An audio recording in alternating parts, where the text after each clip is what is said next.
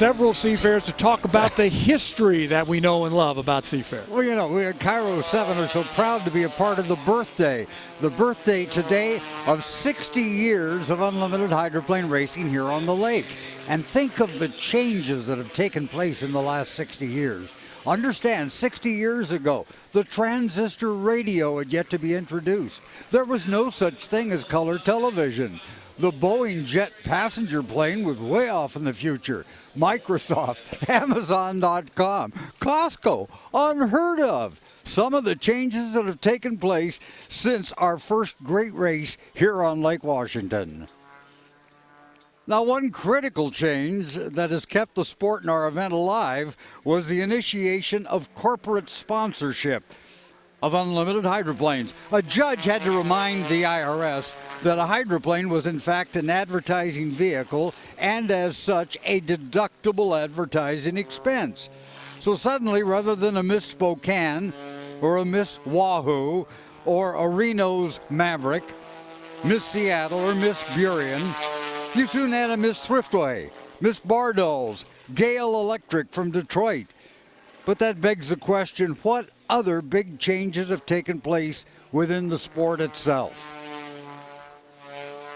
Initially in the sport of unlimited hydroplane racing, only the rudder was responsible for getting the boat through the turn.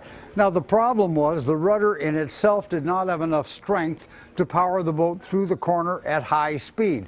As a result, the boats would have to slow down appreciably in the corner, and as the rudder came and moved into the water, it would bounce sideways. If the rudder was lost, oh my goodness, the boat would run ashore immediately. Now, the great innovation was the introduction of the skid fin. And this is what it looks like.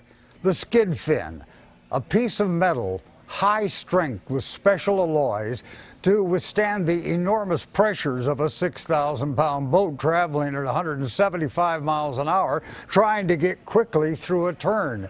It's that skid fin that produces that giant wall of water that we see as an unlimited hydroplane goes through the turn. Another important innovation in unlimited hydroplane design was the introduction of the pickle fork. As materials became lighter and horsepower increased, it wasn't necessary to trap as much air beneath the bow of the boat. And then we traded wood and aluminum for carbon fiber and laminated materials, making the boat much lighter. But probably the largest single change has likely been the switch. The switch from the 12-cylinder aircraft engines like the Rolls-Royce that powered fighter planes, and the Allisons from World War II. Oh, those engines were so great.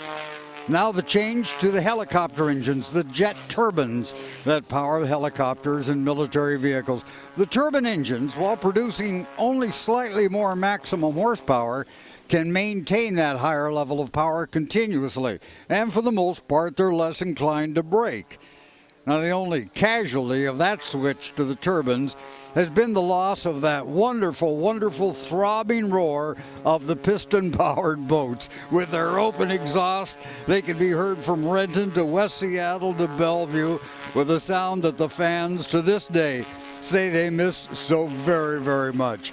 And then with the turbine came the rear wing, and then after that the sport had paid such a huge price with the death of so many drivers.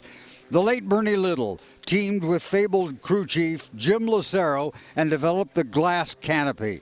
That canopy which has saved so many, many lives of the great drivers over the past several years. And that's just another candle we're lighting on the cake, the candle of progress in our unlimited hydroplane races here on Lake Washington. And we'll be back with a couple of more of these features later on this afternoon. Patrick, as only you can do. You do it so well. Give us the history. That's why you're the best, my friend. I've been around all this time. Well, I wasn't going to say that, but since you put it out there, yes, you've seen them all. As a matter of fact, every boat since the Mayflower. But that's another story.